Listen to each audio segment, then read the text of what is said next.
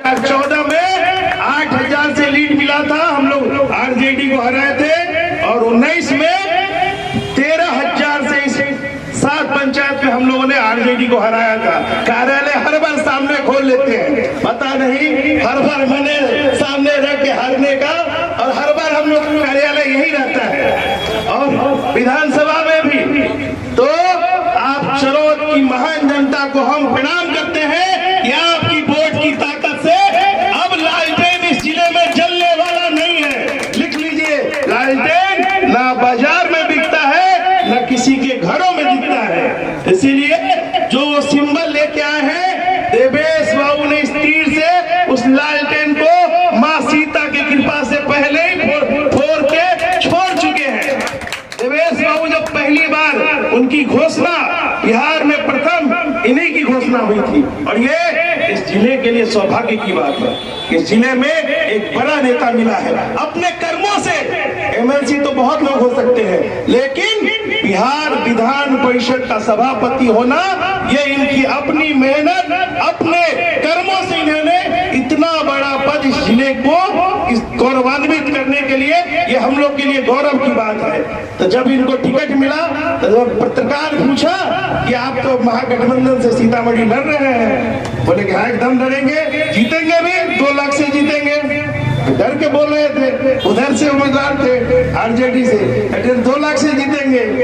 और फिर बोला पत्रकार ने कि आप क्या करिएगा?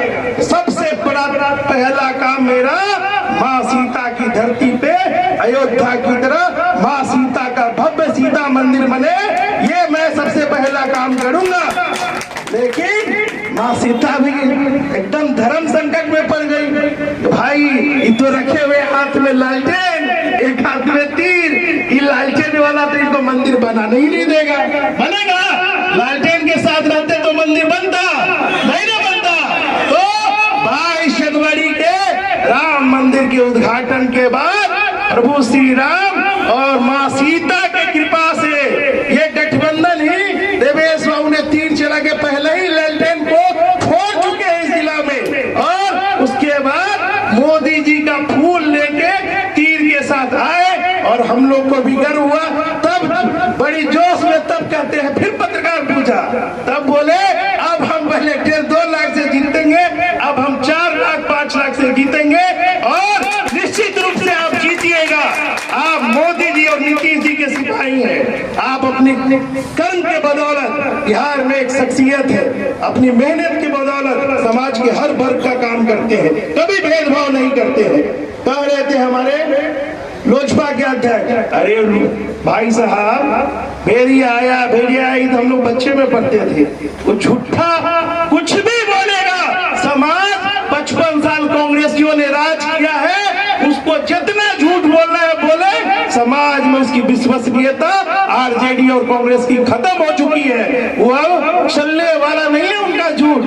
संविधान बदल जाएगा, आरक्षण खत्म हो जाएगा। 15 में भी ऐसे ही नारा दिए थे लालू यादव ने कि आरक्षण खत्म हो जाएगा। उसके बाद लगातार एनडीए की सरकार है, आरक्षण खत्म हुआ क्या? बताइए, हुआ खत्म? मोदी जी 10 साल से है, कोई संविधान बदला है क्या? पूर्ण बहुमत की सरकार है हमारी, 303 है अभी भी, और एनडीए लेके कभी नवीन पटनायक जी भी हम लोग को समर्थन देते हैं, आंध्रा से भी समर्थन मिलता है, आज भी 400 है हम लोग। लेकिन आज तक एक भी कोई आदमी बता दीजिए कोई संविधान बदला है क्या? तो कांग्रेसी लोग झूठ फैला रहे हैं, भ्रमित कर रहे हैं समाज को। लेकिन चरौद की जनता दिग्भ्रमित होने वाली नहीं है। मैं आपसे आग्रह करने आया हूँ कि आप 7 पंचायत में जो लीड देते हैं, 5 साल में हर चीज डबल हो जाता है। अब बैंक 8 साल में कर रहा है, लेकिन हम लोग अपनी मेहनत से जो 12,000 आप लोगों ने लीड दिया है, इस बार 24,000 का लीड दीजिए, और इस जिले से 4 लाख पार से फिर से हम लोग चुनाव जीतेंगे, और देवेश बाबू माँ सीता की धरती को भारत के मानचित्र पे हम लोग को सम्मान दिलाने का काम करेंगे। बोलिएगा नरेंद्र मोदी जिंदाबाद, नीतीश कुमार जिंदाबाद। एक बार फिर अब